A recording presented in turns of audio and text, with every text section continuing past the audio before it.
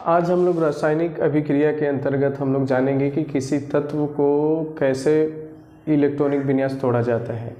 तो सबसे पहले तो हम लोग तत्व का परमाणु संख्या पता होना चाहिए, तभी हम तोड़ सकते हैं, अन्यथा नहीं तोड़ सकते हैं। तो ये परमाणु संख्या याद करना होता है। अगर आप परमाणु संख्या याद कर लेते हैं तो उसको आसानी से आप इलेक्ट्रॉनिक विन्यास तोड़ सकते हैं। तो इलेक्ट्रॉनिक विन्यास तोड़ने के पहले भी हम लोग को जानना है कि कक्षा। तो आइए जानते हैं कक्षा है क्या। तो वैज्ञानिकों ने क्या किया कि वो एक सेल यानी कक्षा में कितना इलेक्ट्रॉन रहेगा उसको निश्चित किया है। तो इसके लिए उन्होंने क्या बताया है कि जो पहला कक्षा होता है उसको नाम दे दिया K, फिर दूसरा को L, तीसरा को M, चौथा को N, यानी कि शुरू होता है K, L, M, N, O, आगे चलते रहेगा। यानी K को पहला सेल, L को दूसरा, M को तीसरा, N को चौथा सेल बोला जाता है।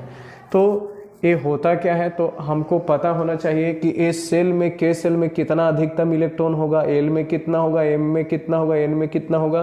तो इसके लिए एक फॉर्मूला है।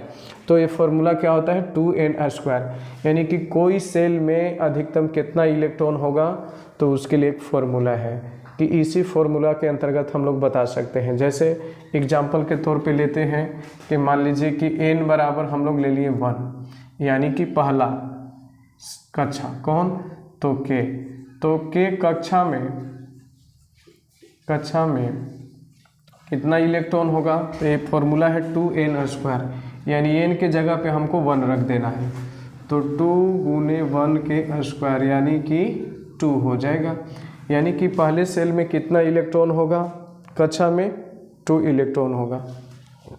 आइए n बराबर 2, तो n बराबर 2 लेते हैं, यानी कि L कक्षा में इलेक्ट्रॉनों की संख्या क्या होगा, तो 2 गुने 2 के पावर 2, यानी कि n के जगह पे क्या रख देंगे, 2 रख देंगे। इस फार्मूले में 2 रख देंगे तो रोक दिए, तो ये हो जाएगा 2 दूना के 4 और 4 दूना के 8, यानी कि दूसरा कक्षा में 8 इलेक्ट्रॉन रहेगा। n बराबर ले लेते हैं 3, तो हो जाएगा m।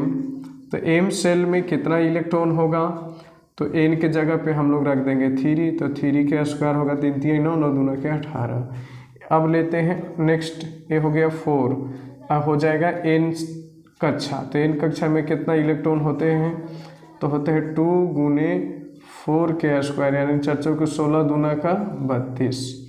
इस प्रकार हम लोग ये निकाल लिए कि कोई सेल में यानी कि L में कितना इलेक्ट्रॉन होगा, L में कितना होगा, M में कितना होगा, N में कितना होगा। तो ये इस तरह से इलेक्ट्रॉन होते हैं। आइए अब हम लोग जानते हैं कि ये कैसे अब तोड़ा जाएगा इसका इलेक्ट्रॉनिक विन्यास। तो आपको पहले से हम लोग को पता है कि सोडियम का परमाणु संख्या कितना होता है, 11। तो 11 को अब तोड़ना है इलेक्ट्रॉनिक विन्यास। तो तोड़िए। तो पहला कक्षा में कितना इलेक्ट्रॉन देना है, 2 दे दिए। कितना बच गया मेरा, 9 इलेक्ट्रॉन बच गया। अब दूसरा कक्षा में कितना अधिकतम इलेक्ट्रॉन देना है, 8, और मेरे पास बचा कितना है, 9। तो दूसरे सेल में आप कितना इलेक्ट्रॉन को देंगे, तो आप देंगे 8, और जो लास्ट में बचा वो तीसरे कक्षा में आप दे देंगे, यानी कि 1। इस प्रकार हम लोग को सोडियम का इलेक्ट्रॉनिक विन्यास टूट गया। कितना में, 281 इसलिए कि पहले सेल में अधिकतम हमको 2 ही इलेक्ट्रॉन देना है। तो 11 में से 2 दे दिए तो 9 बचा। अब आते हैं दूसरा सेल में। तो दूसरा सेल में हमको देना है 8 ही, लेकिन है मेरे पास कितना, 9। तो 9 है तो 8 इसमें दे दिए, फिर 1 मेरा बच गया, तो फिर अगले कक्षा में दे देंगे, यानी कि 1। इसी प्रकार है सोडियम का होता है 17। तो 17 में पहले कितना देना है आपको पता है, 2। दूसरे में कितना देना है, तो 8 इलेक्ट्रॉन देना है। तो अब मेरा बच गया कितना, 7। अब आपको पता है कि तीसरा में 18 तक जाएगा, तो यहाँ पे 7 है तो ये पूरा के पूरा आ जाएगा।